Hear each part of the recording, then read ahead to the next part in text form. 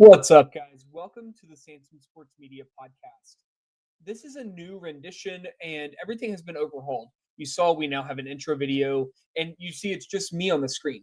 This is live from the Queen City. This is going to be heavily focused on college football, college basketball, but also we're bringing you Cincinnati sports content. I've got some different creators lined up already, and we're going to have guests on here pretty frequently, hopefully getting some coaches and some players from different teams and different programs. However, this has been one of the most chaotic off seasons in recent memory for college basketball specifically. Today's episode is really going to focus on diving into some of these national headlines and then looking a little bit into some of our local teams here. With that, thank you guys so much for watching. You can see all of our social handles up there on the top. Make sure you give us a follow. Make sure you like and subscribe here. That being said, let's dive right into it. The biggest and worst storyline, in my opinion, the NCAA tournament is expanding from 68 to 76. I understand this isn't a huge number. It could be worse, but still, it's inevitable. It was going to happen. So I'm not the most upset about this. They are still keeping that field of 64 intact, and these other teams are just going to be extra play-in games. So now all of the 16 seeds, some of the 15 seeds, and then some of your 11, 12, and 13 seeds are going to be playing in play-in games. That'll be nice. It'll be okay. I'm not the most upset about it, but at the same time, we're starting to dilute the regular season a little bit more. We're starting to find reasons for our SEC, our Big 10, our Big 12, these super conferences to get these low-level teams in that maybe don't deserve it, but are just going to sneak in anyways. I don't know that it's necessarily going to hurt the mid-majors a ton, but I don't think it necessarily boosts their stock at the same time, if that makes any sense. And while, yes, some are for it, some are against it, the mid-majors that I've talked to, I've really focused on getting to some of these conference teams and talk to them. They don't seem to have a necessarily positive or negative stride that they're putting out right now, but for the most part, they do want to see how it's going to affect competition. And I think this year will be a bit of a trial before they really make their opinions known on it. Moving on to transfer portal stuff. I mean, the portal was crazy. Everybody entered as expected, and we had a lot of big movement from players moving from power conference to power conference or getting to jump up and get that opportunity they never had. This year's portal window was shorter, and I liked it. It was just 15 days. It made decisions a lot quicker, allowed teams to get their impact players moving a lot quicker as well. That being said, you had to move quick. There was this element of, oh, maybe we'll have some retroactive eligibility coming in, and I'll get to that in a second. But some programs took a more passive approach. Some took a more aggressive approach. The aggressive teams like your Xaviers really got it right this year. I think Xavier and Cincinnati both did extremely well in the transfer portal. And looking at it, I think that you're going to see the portal just continue to be at warp speed every single year. And while we do still have some guys kind of playing out here moving into June, it's for the most part sped up the portal, allowed coaches probably to get some of their summers back, allowed the focus to shift towards next year, high school recruiting, and that kind of thing as we've moved deeper into May. With that, portal overall, I think it needs some more regulations. There's some more stuff that once we have actual legislation and approvals, we'll get into. But some of the Congress members are now trying to step in, help shorten it to one-time transfers, and just help kind of give us some more structure and what we've been asking for years. So that could be really good. That's coming up down the pipe. I don't see it affecting anything this year, but next year I definitely think there could be some impacts there from Congress, which is what we've all been asking for. Revenue sharing.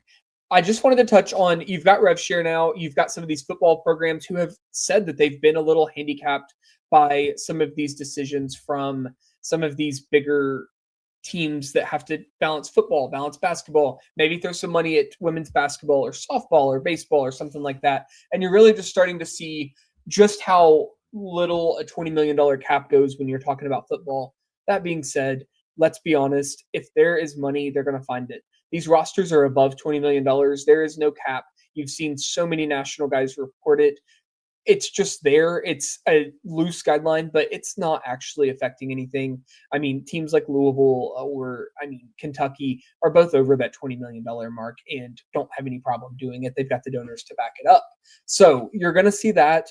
but it has kind of helped, I think, some players get guaranteed money, especially at some of those smaller schools who know, hey, I've got X number of dollars and I'm going to guarantee you this percentage of that, and really being able to solidify who's actually going to be able to get paid. And some of these deals are a little bit better now.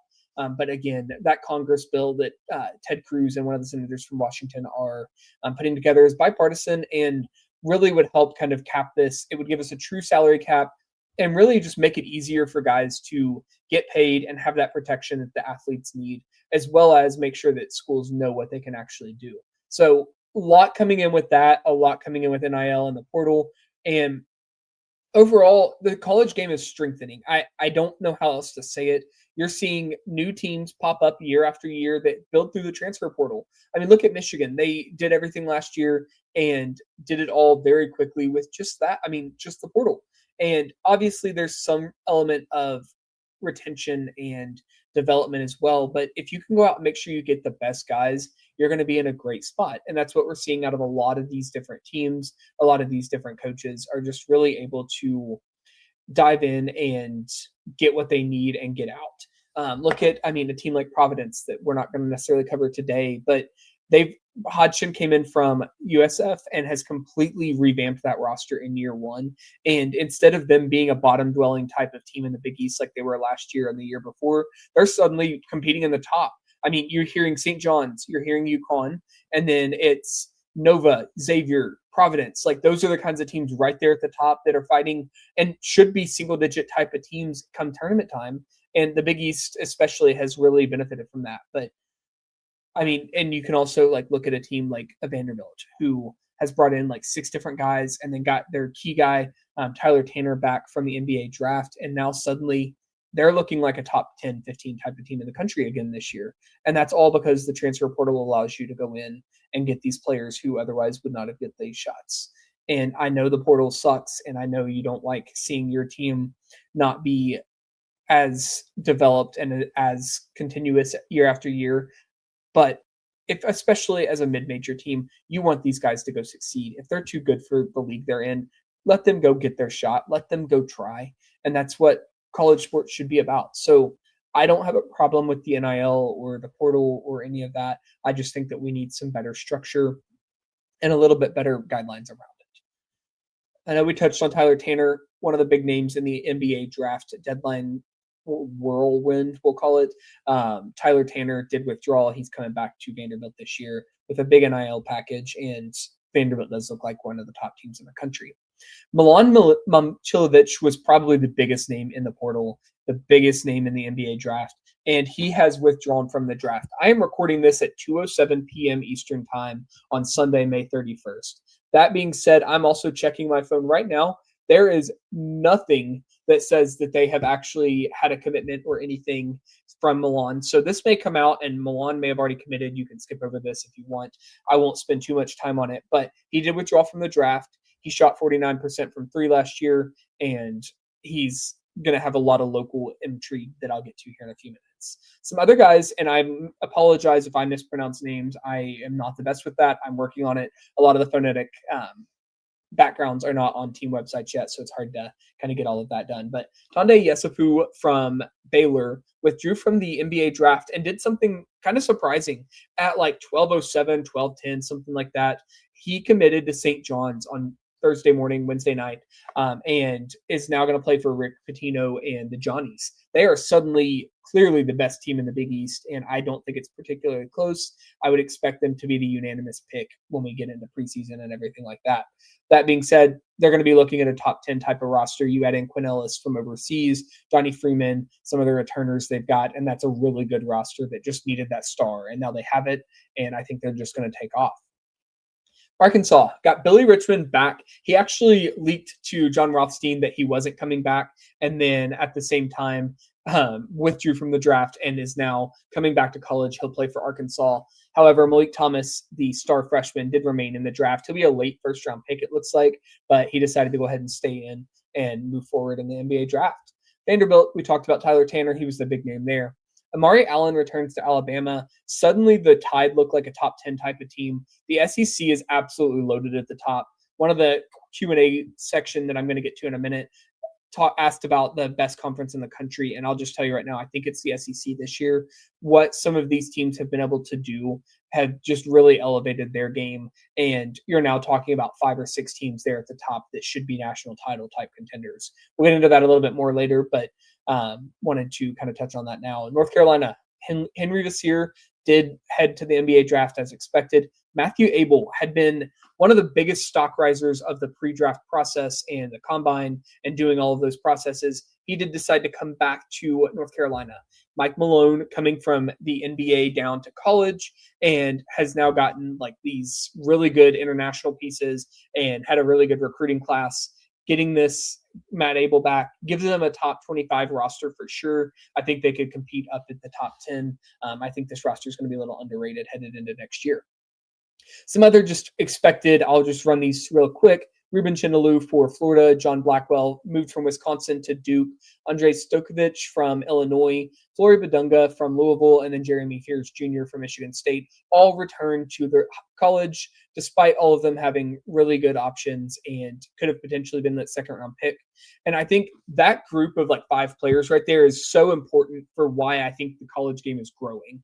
You've got these guys that previously, I think 4 out of 5 of them probably go to the NBA. They probably get that second-round pick. They go to the G League, but they make money. Now you stay here, you're making more money than you would in the G League, and you have a chance to go win a national title, increase your stock. I mean, Blackwell, it's very possible he's a lottery type of pick if he thrives at Duke next year. And you're just really seeing these guys come back when I don't think they would have. I think it's something like 71 players this year, which was a record low, declared for the NBA draft and actually went. So great news for the college game as these players are staying in college longer. And the stars, I mean, Blackwell was a star at Wisconsin last year. He's coming back. Yes, he transferred. I get that. It sucks. But the stars are staying in college. That's what we want to see. That's what makes this game so good. And I'm just really excited about that. Chinalou from Florida. I mean, Florida should absolutely be the number 1 team in the country headed into the season. It's pretty clear in my opinion. I think Duke's also up there as well. And then you're going to have teams like Louisville that I'll get to here in a little bit. But wanted to pivot. We talked about Milan at the beginning of the NBA draft, and it really segues great into the second half of this podcast, which is going to be the local angle and really diving into some of the teams that we really cover here at Sansom Sports Media. Milan Momcilovic shot 49% from 3. He averaged 17, 3, and 1, and a steal last year. He has some weakness on defense, but it's nothing that you can't make up for on his offensive side. So absolutely a guy that you want to go out and get. As I said, 49% from deep, 51% from the field overall, and then 88% from the free throw line. So it's not like he's getting to the free throw line and missing his shots or anything like that. He did average 4 made threes a game. So that right there is 12 points immediately. That immediately boosts that roster just from the deep side. So who we're talking about here and why they need them. I mean, Kentucky has been involved with him from the get-go. I heard back when I was in Chicago for the Elite Eight and Sweet 16, I had people telling me that Kentucky was going to be involved from Momcilovic, or not Momcilovic, that's Xavier, for Momcilovic if he came back this year. And guess what? Here he's back. Kentucky's been the front runner from the get-go, and I did not go as far to put a crystal ball or anything like that. That's not really my game. But from everything that I've heard and everything I've been able to kind of talk to with some friends around both Louisville and Kentucky's programs, they all expect Kentucky to end up landing him. However, that was Saturday's kind of update. And Sunday, people have gone radio quiet. I'm sitting here on the 31st. I thought we were going to see a commitment sometime around when Kentucky played their regional baseball game yesterday. We still haven't seen it. So I'm starting to get a little bit concerned, not necessarily panicked or really worried about it, but Kentucky, at least there is some sort of doubt that is holding Milan back from committing to Kentucky. Kentucky needs him. Let's be very real here. And I'm going to pull up Kentucky's roster in a little bit. They need a bona fide like star type of guy that can just go out and get you 15, 20 points, who's been already like confirmed in the top tier of college basketball. Yes, they have guys that are good and can score, but they need somebody who's proven it at the power conference level. That's what Milan would bring. He immediately elevates Kentucky to a top 10 type of team. I think they're a top 25 team without him, though. Louisville has been involved from the get-go as well. They didn't offer as much money initially, but it sounds like they've upped their offer to where it's a negligible amount of difference. I mean, we're talking $6-7 million here from Kentucky. Louisville's right there, a little bit behind. I think Matt Jones had reported Louisville was within $1 million. So it's not like it's no money, but also for these college kids, that kind of money isn't something that's going to separate if the fit's better at one school versus the other. If you add in Louisville or you add in Milan to Louisville's roster, which again I'll get to in a little bit, it's a top 4 team in the country. I'm probably going to have them 1 or 2 in the country if they have Milan. That being said, Pat Kelsey does have to go out and prove it, and it's time for him to put up or shut up. St. John's had initially recruited Milan pretty heavily, but with Yesufu committing, they are now out and will not be committing to St. John's. St. John's has pulled out. Arizona. Nobody knows what Arizona is doing. It's wild. I've reached out and I've talked to different people around St. John's, Arizona, Louisville and Kentucky, and trying to get information on what Arizona is doing, but nobody wants to say how they're offering, if they're close on money. I would assume if they're still in it at this point, they're close on money. But Tommy Lloyd, after losing Koa Pete, who was expected to go to the draft, it's not shocking. He did stay in the draft. I think that Arizona has been making a really extreme late push here to get him and just really get him to come to Tucson. That being said, nobody knows how much they're offering. Nobody knows kind of where they stand. They've kept it very quiet, which I love. Before we move on, his recruitment has really just shown kind of how difficult it is in the landscape of college basketball to report things and to get things out there. When I do any sort of like information that I get from a program, I always ask if it's okay that I'm posting it on socials. And I always ask like, hey, are you confident in this? I typically will vet my sources at least twice with different information. The guys that have been feeding me information on Milan have given me different information about multiple different programs. They also had Milan withdrawing before Milan announced that he was withdrawing. So it felt like it's a credible source. I'm not going to say it's not. They've known about different coach hires and firings and things like that. So I only give what I can. But that being said, it's today's era is get it out on social media. Milan's camp has reasons to want it out there. Kentucky, Louisville, Arizona all have reasons to want information out there. But it is almost impossible, guys, to actually figure out what's going on. My biggest advice is, listen, discuss banter, do whatever you want on social media, but it is not factual until there is an announcement from the school and the ink is dry on paper. And if you don't see a signing announced by a school, there's still at least some sort of pause. And we're going to get to other teams and things in the offseason here where they had issues and they committed and it was verbal and everything was good. And then they backed out and they went somewhere else. It happens. Donnie Freeman is a very good example. He had kind of told Kentucky that he was coming. He's now at St. John's. Things happen.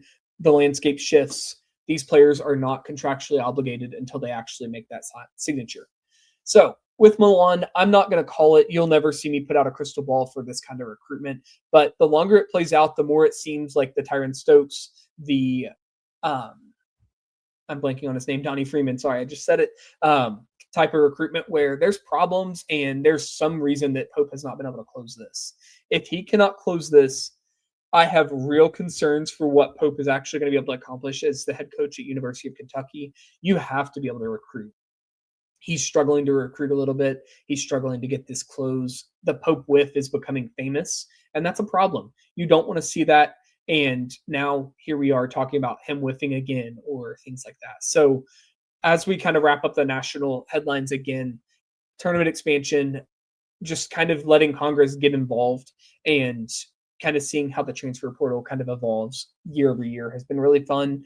And there's a lot to do and a lot to discuss. I don't have every team's roster built yet, and I'm not going to obviously do it in one podcast. So I'll be diving into some more teams nationally kind of as we move forward here. But other teams that I'm really high on out of the portal, Tennessee, Iowa State, I think those two have really stood out to me as teams that have brought in great pieces and gotten what they want. I mean, Tennessee, Day-Day Ames, for example, they wanted him, they got him. Juke Harris, they beat Michigan out for Juke Harris. I think Michigan's another team that was definitely a winner in the transfer portal era here this year as well. So not going to do losers yet, going to save that for the next episode, but there's probably my three winners that stand out the most to me and ones that I wanted to call out. That being said, as we hit the 20-minute mark here, guys, that's all the national coverage I'm going to provide. I know some of you guys are listening from elsewhere national and not necessarily local to Cincinnati. I do really appreciate you guys tuning in and watching, but if you don't want to stick around, I understand. That being said, all of my local guys, welcome into what I'm going to just let Natty report, the really just what me and Charlie have really just focused on trying to get you guys better coverage and more unbiased local media coverage. That being said, let's get into it. As we move in, I just want to take a moment to touch on some cybersecurity. NordVPN is one of my partners, and they do really well at making sure that I have VPN coverage. They show me exactly what I have and what they've blocked from kind of accessing my data. And they really allow you to kind of lock in and see who's actually out there doing it. It's like a lockdown defender. They're there, they're in the background. They're always making sure that your data and your passwords and your security is just as high as it can be. You can change your location to 60 different countries if you need to. When I was over in Canada, I had them logged in. I was able to still watch college basketball by switching my location back over to the US. So really highly recommend them. And with that, I have a deal going, 76% discount if you are going to log in and go ahead and get it done. It's cheap if you use the discount. You can find that podcast or that link in the podcast description there. But that is the only ad you're going to see right now. And let's move into the NKU Norse. Moving to our Darren Horn and the NKU Norse, it has been a crazy rebuild type of offseason for them. They have actually added a couple different players that are not on this, Patrick Otto-May and a couple other guys who I'm really excited about. So I'll have a full NKU breakdown, but wanted to hop on here and just really quickly talk about some of what NKU's done. They lost 5,094 minutes off of their team last year, 75% of their playing time, 88% of the scoring from last year's team is gone. And they didn't really lose a ton to the portal. Addison Archer did go into the portal. I have not seen where he landed, but a lot of it's just they had guys that were older.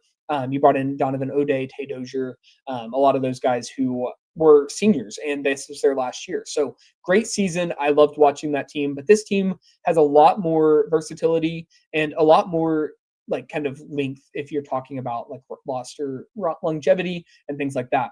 That being said, do want to touch on before we get too deep into the roster, front office overhaul. You're going to see new athletic director Christina Roybal did step down and is moving on, and they're launching a national search. John Mason serving as the interim AD right now, but hasn't necessarily impacted much by way of college basketball at the NKU level. Coaching staff, RJ Evans did leave to become the coach of American International College. David Harris and Simon McCormick have both become the associate head coaches as of this last week, and just really good for them, and really happy that we're keeping Simon, we're keeping David, and I really think they're instrumental in what Coach Horn has built here. They've both been with the program for a while. Very well deserved. That being said, two guys, I know I mentioned Patrick Otto-May. I mentioned there were a couple other guys, Gabrielis Jokobaskas, and I know I mispronounced your name, Gabrielle. I do hope to kind of get to know you and get to learn how to pronounce your name. I apologize for that. But there are players from Lithuania, Estonia, Australia, just all over the place, New Zealand. And Coach Horn has done a great job at finding recruits, getting them locked in, and getting them actually to commit to NKU.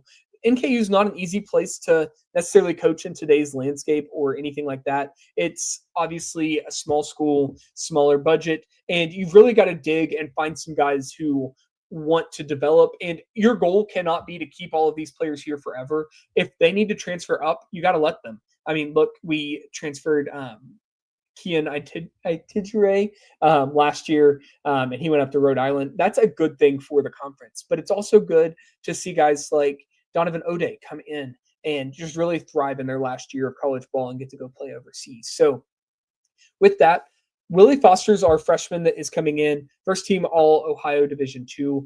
Great player. He's going to be electric. He's going to bring athleticism. He's going to play above the rim, and it's really going to be exciting to watch him. So wanted to touch on the freshmen. I know a lot of you guys are very freshman focused.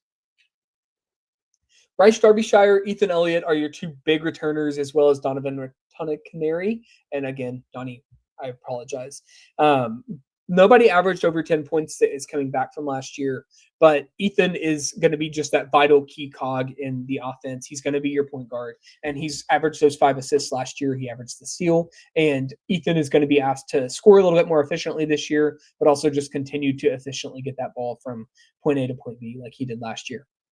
Bryce Derbyshire, expect him to take a little bit of a step up and see at least some rotational minutes this year. And then Donnie, I expect Donnie to probably end up in the starting lineup or playing 6-man type of minutes. He showed some flashes last year of just some absolutely great potential and athleticism, and I think he'll thrive this year after another offseason of development.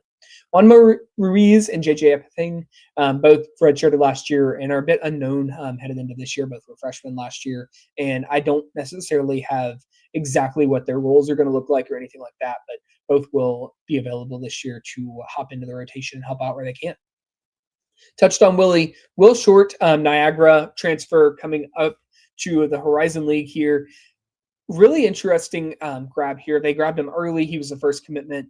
7 points, 4 boards, an assist, a block. It just did really good things for Niagara last year, and I think is a guy that could help kind of solidify some of the losses from LJ Wells and that kind of thing. Eric Acker, coming from LaSalle. You guys might remember him from Long Island University when he played in the NKU tournament as 2022-2023 season. But he transferred up to LaSalle. It just didn't work out, wasn't a great fit. And that's the beautiful thing about the transfer portal. You can transfer up, you can transfer back down, and now Acker's going to come in here, and I am really expecting him to score more than 6 points. I'm expecting him to really be one of those key guys that can just light it up on offense from day to day. Noah Pagano transferring up from East Texas A&M. He transferred from West Texas to East Texas A&M, which got him up into the D2 or D1 level from D2. And then he averaged 10 points, 6 boards, an assist, a block, and a steal last year, and is really just looking to take another step up in competition. There's not a ton of transferring up that we're seeing this year, but he is one of those guys that I would expect to really see him thrive in Coach Horn and Co's system and just really be able to make it what he wants to be. BJ Davis-Ray, former 4-star recruit from SMU, only averaged a point and a rebound last year, no assists, didn't play a lot, never really cracked the rotation. He gets to transfer down. Again, this is another highlight on getting to really use that transfer portal a couple times if he needs to, but this is a guy that we would want to develop. I think you develop him, you get him good, you let him score a bunch, you let him really thrive in this offense. And then if he needs to transfer up, that's what the portal's for. But I think BJ could really elevate this game for NKU and really make it what we need to see out of him. So Ryan Tolliver is, again, another returning player that kind of loaded with potential, but hasn't necessarily scratched the surface yet on what we could see. If there's one kind of question mark that I have, there's not necessarily a ton of length. There's a lot of 6'8", 6'9" guys, which is great, but we don't necessarily have any of those 7-footers or 6'10" guys that can really be that true center presence. So it'll be a little different this year from NKU, but I really think this roster is constructed to be extremely athletic and just overall disruptive and get out and transition and run, kind of like we saw a lot last year. Just really share the ball, make sure we get out in transition, rely on that defense to make some offense. With that, I've seen a lot of talk about Coach Horn and just kind of how people aren't necessarily always happy with how things have gone at NKU. I want to remind you guys that NKU is not an easy place to coach. What Coach Horn has done has been amazing, and NKU's a power in the Horizon League, and that's all you can ask. You transfer up to D1, you become a power in your conference, and you really thrive. I think NKU and the Horizon League have a great partnership, and what NKU is doing just for the league, but also the league doing for them is great. So the Horizon League Championship's not out of the realm of possibilities this year. I am very high on this roster, and I'll have a full Horizon League breakdown here in a couple of probably a month or two, but I expect NKU to be right there at the top. Moving ahead, let's keep a little bit of continuity. Let's talk about some Xavier Musketeers basketball. And by continuity, Jovan Milicevic, which I mentioned earlier, and then Gabriel Pizzado coming back. Pizzado did not play, but he knows the system, and he's coming back. I know a lot of you guys are high on Case Westfall, Henley Thole, so threw them on there as well. I do expect both of those guys to be reserves and more practice type of players than I do seeing the actual rotation. But I cannot emphasize enough how good the donations were for this roster this year. I know that there was a big drive to get more NIL money, get people donating, and just really get that donor base active. It worked. You brought in guys like True Washington, who came from Miami, UAB transfer Chance Westry from the AAC, who was a highly coveted transfer, and then Mike Nwoko from LSU, Ruben Dominguez from Texas A&M. These are high major players who have been proven, and Xavier brought them in this year to be able to solidify their front court, be able to solidify the wing, and be able to solidify the guard spot. It is a almost complete roster overhaul, and the big returning pieces that you're seeing is Jovan, and he gets to play his natural position this year. He's not going to be asked to play the 5 as much. He'll probably still slide down to the 5 some and play a little bit of a small ball type of lineup, but he's going to get to play a forward. He's going to get to play alongside guys. And the rebounding is going to be there this year. I mean, you look at guys like Mike Nwoko, 13 points, 6 rebounds, and an assist and a block. And that's at LSU against SEC competition.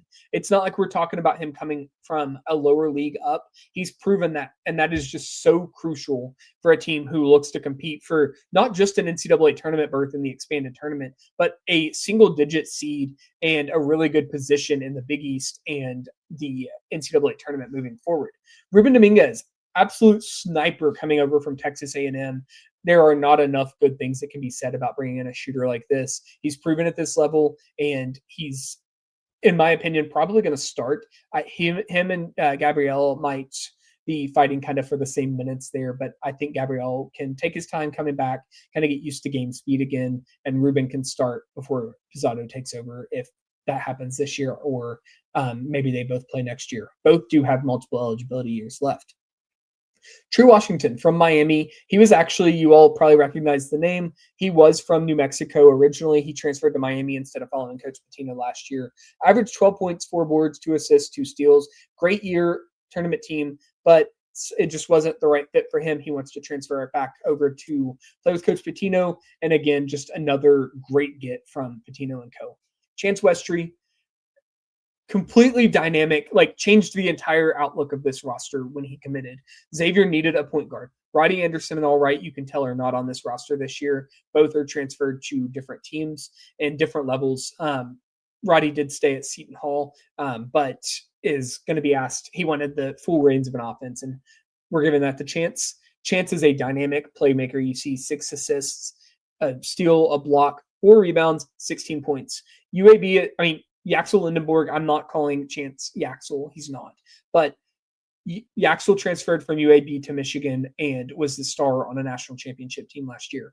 Chance can absolutely transfer up from the AAC and be a very, very good player in the Big East. And I expect that to happen. He changed the entire dynamic of this roster, and the outlook of this season is much better with him on the roster than it would have been without. Rollins Algibi and then Harrison Algibi come together. And I know I'm mispronouncing your names again. I am not the name person. I'm working on it, I promise. But Rollins comes up from Southern Illinois after averaging 10 points and 7 boards, as well as an assist, a steal, and a block per game. Again, another player that he's coming up. He's going to have some potential. He's got 2 years left. And I expect him to probably be more of a role player, but 7 rebounds on any team is good. And if he can come in and he has a nose for the ball, if that can transfer up, that really helps just raise the floor of this Xavier team. Because we all watched last year where there were 3 and 4 rebounds that the other teams would get on offense. And it just was infuriating. Team has done a great job at preventing that this year. Nicholas from Robert Morris, actually got to watch him play against NKU a couple times this year. 11 points, 8 boards per game, 2 assists, a steal, and a block. Just a great player to add in for some depth. I really like him. I don't expect him to see a ton of minutes, but again, another guy who can go in and grab you a rebound and get that putback if you need it. Braden Applehans from Drake, another player who was at New Mexico, who has now transferred up here to follow Coach Pitino. Applehans was at Drake last year, 5 points and a board. He's a shooter. I think he shot around 40% last year. So a good guy to bring in, but I don't expect him to see a ton of minutes. Moving on to our freshmen. There are 4 freshmen I already mentioned, Harrison down there, but talking about Kalick House for a minute, I think he's the only guy who we can really expect to see meaningful rotation spot for him. He's a guard, and I just really think that he's going to thrive in Coach Pitino's system, and I think you could see him get some minutes pretty quickly as a backup point guard, maybe even just like a spot minute kind of guy. But I really like his potential. Bassoon and Ellison, I expect both to be more developmental pieces. I think Ellison has a pretty good ceiling, but he's going to need a little bit to put on some weight, get a little bit stronger, and develop up as a high major type of player. But overall, Musketeer roster, I think your ceiling, you're probably talking, I don't know that this is a protected seed type of roster, like a top 4, but I think you could get to a 4, 5, 6 type of roster as the absolute ceiling. That's with Pizzato looking great and all of these guys not having any regression as they transfer up. That being said, the floor's a bubble team. I don't think they get to a bubble team, but if you had like injuries and things like that, you could be talking about a bubble year. But this roster to me feels like a bona fide tournament team. Feels like a top 25 type of roster for most of the year. Probably going to be in and out, but the Muskies should be a very good team this year, and there's no reason the Cincinnati area should not have 2 top 25 teams headed into this year. Speaking of Cincinnati area teams, let's talk about the Bearcats. Jared Calhoun, the biggest story of the year is Jared Calhoun coming in, but what he's done when he got here is just absolute vital. One player you're not going to see on here that I want to touch on before we go any further, Cam Mercer from Princeton High School. He is a local kid. He's a 5-star in the 28 class. He'll be a 4-star in the 27 class, it looks like.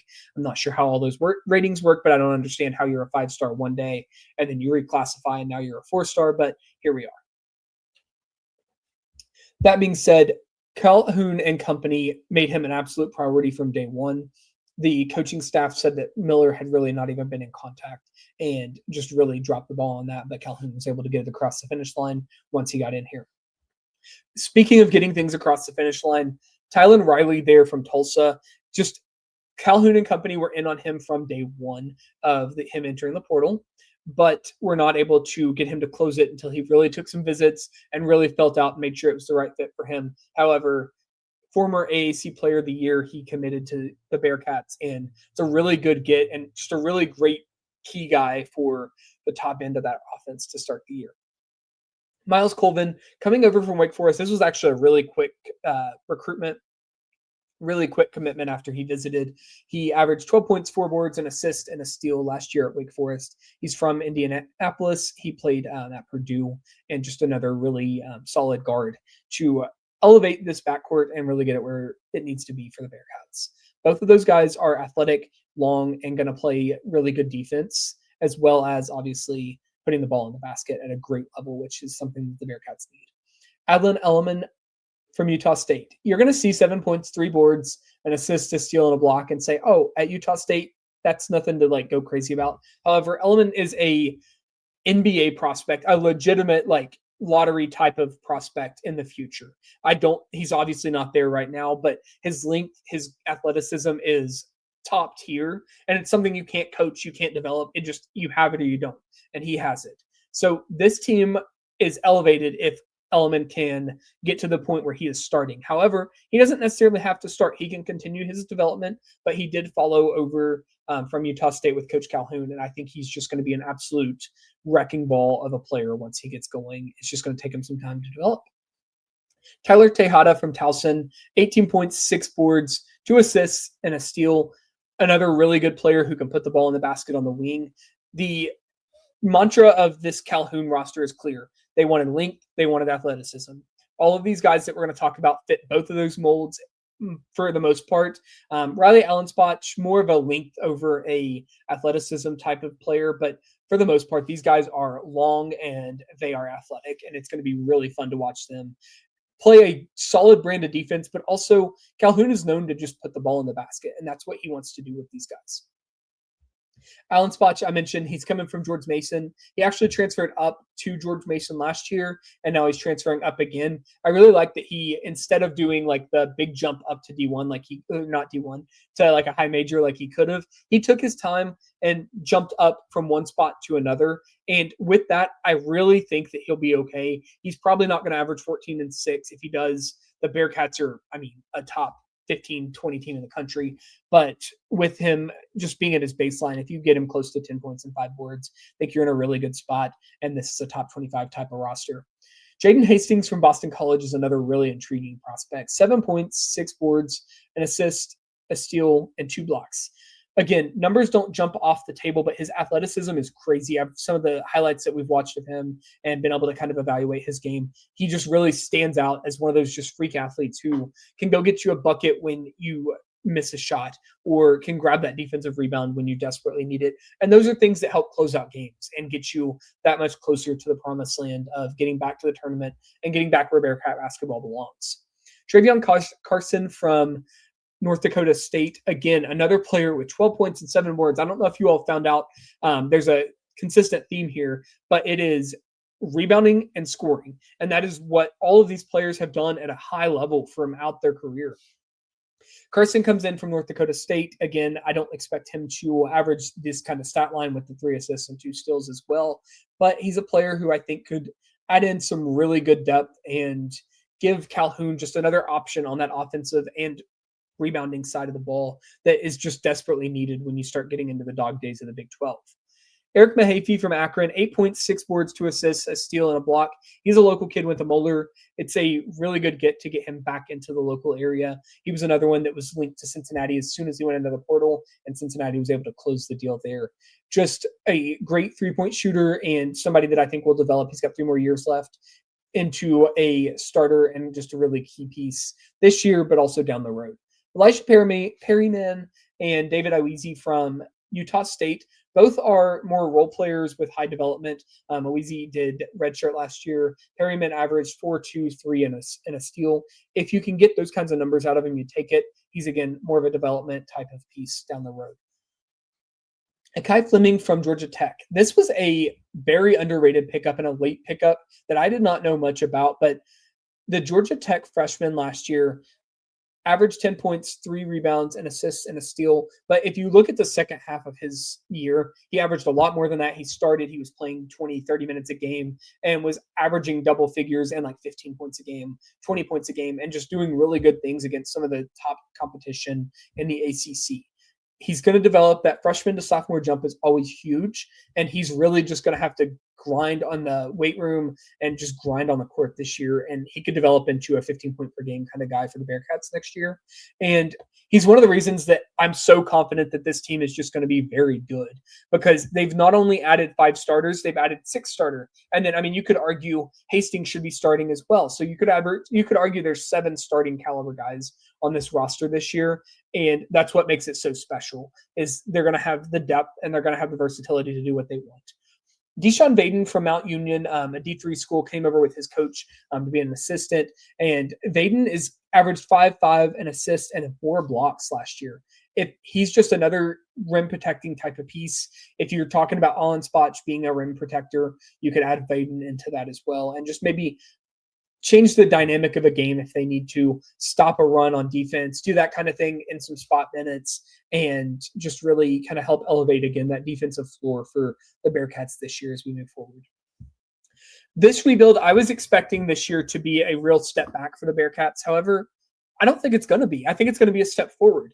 The way that Calhoun has taken this portal class and just molded it into a true identity and a true vision that he brought to life is really impressive from just an overall standpoint. And I'm really impressed to kind of get into a little bit more about the Bearcats and kind of learn just a little bit more about how this roster is going to look and kind of dive into some of these players a little bit closer. But that being said, I think ceiling is a 5 seed type of ceiling. You're, again, same as Xavier. I don't think they're getting the protected seed type of situation, but I don't think it's a crazy idea to say that they're going to be a top 5 single digit type of seed in the country.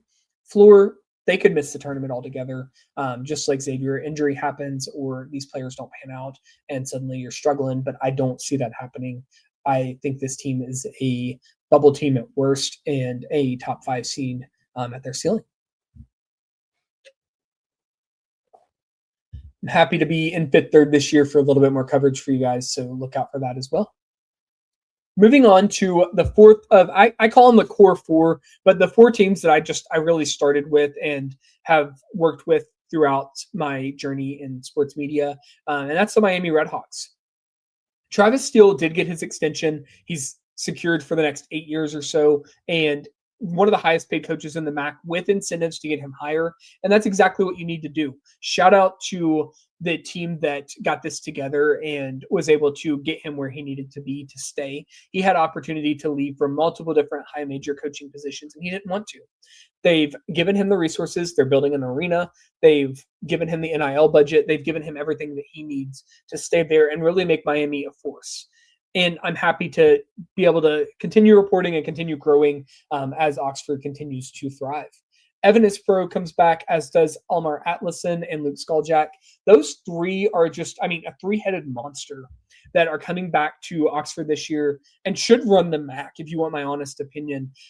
You definitely, all three are going to start, and all three average double figures. Obviously, Ispro got hurt. Skaljak stepped up and was just a great guy. So when you look at this roster, those three have to take a step up, and they have to just continue to thrive in Coach Steele's offense. Justin Kirby's another little bit of a wild card who did return 6 points, 3 boards, and an assist last year. Not necessarily a bona fide he has to start, but another player I do expect to take that step forward and continue developing, and having 4 guys who averaged 5 points or more like this in a system that is dynamic and just led to an undefeated regular season is a great tip of the cap for those guys. And I'm really proud that they all stayed. I'm not a Miami fan per se, but watching a team not get completely gutted after a year like Steele had just speaks to the culture and really just speaks to what they're building down there. It would be much easier for these guys to go get huge bags at a big SEC, Big 10, Big 12 school, but they didn't do that. They stuck around, and they're going to play more this year in Oxford. I'm excited to watch them. You should be too. Getting into some more recruitment type of players, I do want to touch on the 3 returners, Stowers, Kotecki, and Waltz.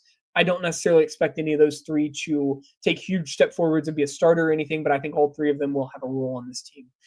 Rich Rolfe from Youngstown State, first transfer I want to get into, 9 points, 5 boards, 2 assists, and a steal. Another player who's brought in, he takes a lot of threes, he shoots them well, and a player that I expect to thrive in Coach Steele's system. Stevie Elam from Milwaukee was awesome to watch last year, 11 points, 5 boards, and an assist in the Horizon League. I'm really high on his game, and I think that he probably starts for this team. And right now, the way that this team's shaping up, it's going to be a lot of threes, and the roster is constructed to make a lot of threes. And that's great. That's what you want to see. Preston Copeland rounds out the transfer portal class from Ball State, 5 points, 4 boards, and a steal and a block. Again, just another depth piece that I think really just elevates this floor of this team. Anthony Fresh, unranked freshman, as was Alan Horton. Both are going to be viewed as more the development type of pieces. I don't have a ton on necessarily the ins and outs of how these roster for Miami is going to look this year. Haven't necessarily had the time or been able to get into the film room and just really dive in. But I'll have a full Miami breakdown here in a couple of weeks where I'm going through how these guys game fit together and how they look good and why I'm so high on them. I'll have one of those for all of these local teams, but just wanted to call that out because I know Miami was a lot more generalities than I've given to some of the other guys. Now, I've added Kentucky, Louisville, Ohio State, Indiana. I've added Wright State. I've added Dayton to my coverage like bandwidth. That being said, those teams are still a little bit of a work in progress. I am one guy. I have a full-time job as well. And this isn't something where I'm going to be able to give you in-depth breakdowns every single time on every single of these 8 teams that I'm covering. But I am adding them. They're going to get coverage. And I'm still working out how that looks and what that means for the channel and kind of how we're moving forward. If you are interested in covering anybody other than Xavier, I have a Xavier writer. Charlie is writing. He's doing a great job, and I don't need any extra Xavier help right now. But if you're looking for Kentucky, Louisville, Cincinnati, Miami, NKU, I can use help with, reach out to me. Let me know. Same thing for Wright State, Dayton, Ohio State. I've got room. We can work something out. That being said, let's quickly dive into Kentucky. I know we talked a lot about Milan. I do want to talk about Malachi Moreno and Cam Williams returning. I think they're great pieces. Malachi came out of the NBA draft, did return. I think he is a double-double type of guy next year, and I expect him to average 10 and 10 for the Wildcats. Cam Williams, if he can stay healthy, is an absolute just stud waiting to kind of break out in Lexington, and one guy that I think has just been really underrated as we've moved forward this offseason. Soum Diallo, coming over from Washington, 16 points, 4 boards, 5 assists, and a steal. He did everything for that Washington team, and he's not going to be asked to do that much, but I want to see that playmaking ability stay there. 5 assists. He needs to drive the offense. He needs to get the ball into these guys' hands, and he needs to have good looks at the rim and just really open up this offense. He's not a three-point shooter. Neither is a guy like Alex Wilkins, who does the same thing. They're almost carbon copies of each other. I think Pope has interchangeable guards there that really make it nice and should really help open up the offense. McBride and Morton both shoot the 3-ball pretty well. McBride comes over after averaging 15, 6, 2, and a block from JMU, while Morton is Washington State transfer. 8 points, 2 boards, 3 assists, and a steal. Both of those guys have to get comfortable, jump up, and continue to shoot the 3. They're both above 35% three-point shooters. That needs to continue headed into this year. Ousmane Ndiaye from Senegal. Absolute dynamic, game-changing type of player. I was on the Heavy Pour Sports podcast, talked about how he's been called the Kevin Durant of France. I am not going to go that far. That's unrealistic to put on any one player, and really just not fair to him to put that kind of pressure on himself. But that being said, they're calling him that for a reason. He's extremely athletic. He's 6'10", averaged 10 and 7 and an assist. He is going to be a player that I think is underrated nationally and a guy that really could just really mold this team together. Frank Kepning from Washington, I feel like he's been around forever. Dude looks like he should have a mortgage and be 35, but he's still playing college ball, has 1 year left. 6 points, 6 rebounds. Health is a major concern for him.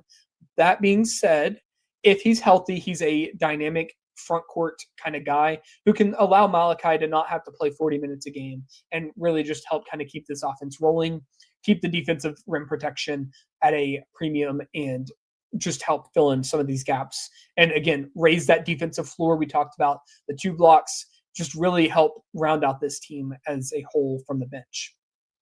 Mason Williams is your big freshman. Braden Hawthorne and then Zion Hawthorne are both technically freshmen. I know Braden was there last year as a redshirt. Braden, I think, will have a role in this team this year. And if he can bring in some of the shooting that he had in high school, he is a really kind of game-changing type of piece.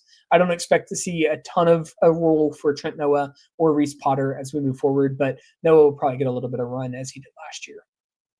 Finally, as you can see, Milan Momcilovic would really just bring this roster together, give them that bona fide star that they're talking about. But even without him, this is a top 25 type of roster.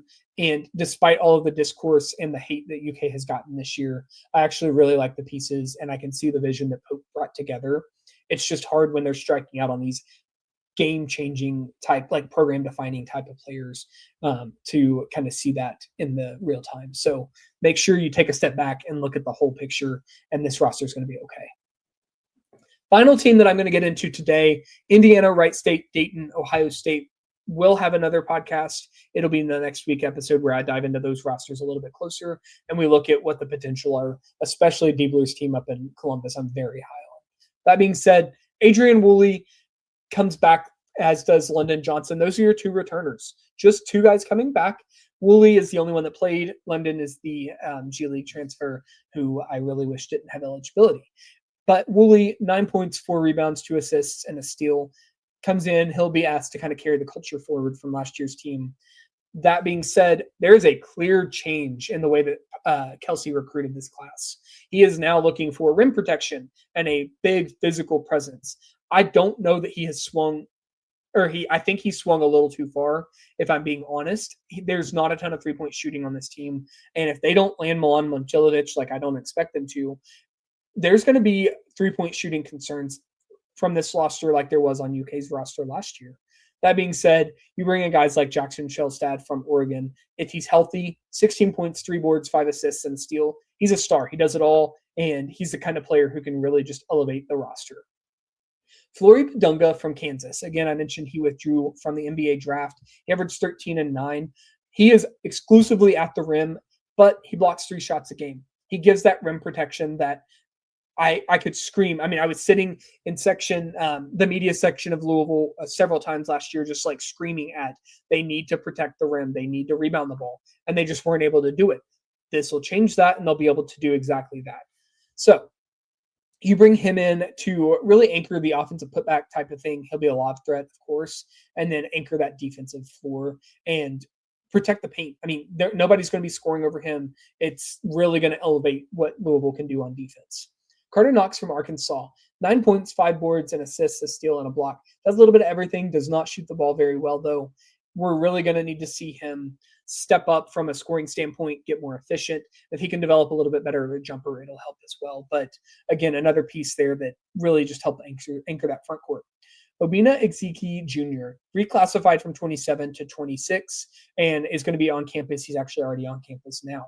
He's a 5-star recruit, and he's the kind of guy that can just really elevate that front court presence. Again, we just talked about Flory being able to get that lob threat and do those kinds of things. Obinna is going to do almost the exact same thing. He's going to block shots. He's going to put the ball in the rim, and he's going to be a lob threat. That's what you want to see out of these huge 5-star types of recruits. However, it does leave that question of what are they going to do on the wing? How are they going to do from shooting? And that continues with him as well. But great additions in the front court this year. Alvaro Folgueras from Iowa, 8 points, 4 boards, 2 assists, and a steal. A really solid recruit, but again, we're running into a shooting problem here. I think Folgueras shoots the ball a little bit better, but he's not going to go out and score 20 points a game kind of guy. He is I'm going to be a role player, and I'm going to just do my thing and move on. Plays very well within the system, and you got to have players like that. Deshane Montgomery from Dayton, 13 points, 4 boards, 2 assists, 2 steals, and a block. This is like you can see, he does a little bit of everything. He's going to be asked to do just a little bit of everything for Louisville. They went out and got their guy, and he's going to be asked to kind of lead the offense and really just get the ball moving. He has to do that. And if he can continue to develop a little bit more of an efficient jumper, that'll help as well. But just, again, I know I'm pounding on it, but I do have concerns about shooting for this Louisville team. If they add Milan, those concerns go away, of course, but just some concerns there. One final addition down there, you see Beyond Zhang from the freshman class as well, 59th nationally, a really solid recruit who's going to be asked to come in and be an immediate impact kind of guy. I'll have a full roster breakdown, a little bit more of my thoughts on how film worked and how these guys all fit together as well, like I mentioned, for all the other teams. That being said, guys, that is all of the coverage that I have for you today. Apologies, I clicked the wrong button there. I wanted to hop on here, again, give you a little bit of national coverage and then dive into some of the local teams. That just gives you those first 5 or 6 teams right off the bat to kind of get your expectations. There's a lot of top 25 talent in this area right now, and especially in the 513, like the Cincinnati area. There is no reason that we should not have multiple NCAA tournament teams. Cincinnati and Xavier both are expected to be at-large teams in the field. Kentucky and Louisville, there's no reason they should miss. I wouldn't be shocked if either NKU or Miami or both win their conferences and get that at-large or the automatic qualifier type of bid. Miami, I don't know how their schedule is going to work out this year, but I do not think that they'll be as good as last year. So I do not think they're going to be an at-large type of team. That being said, still surprises everybody, and he might surprise everybody again. With that, guys, again, make sure you like, subscribe, follow. Tips and feedback. Doing a solo podcast is a little different. I do have a bunch of guests lined up, so I won't be alone all the time. But if you have things you want to see or guys you want me to break down, let me know. I'll get film up here on the screen shortly, and we'll just be able to dive into rosters and talk college basketball. I'll have college football probably in the next episode as well. Going to start breaking down the Cincinnati team, Miami, Kentucky, Louisville, and seeing what we can expect this year out of some of our football teams as well. That being said, if you need anything, please feel free to reach out at Bracket NKY on socials, Sansom Sports Media on YouTube and Facebook, Hunter Sansom on Facebook if you want to follow me personally. And I appreciate you guys for listening. Thanks, guys.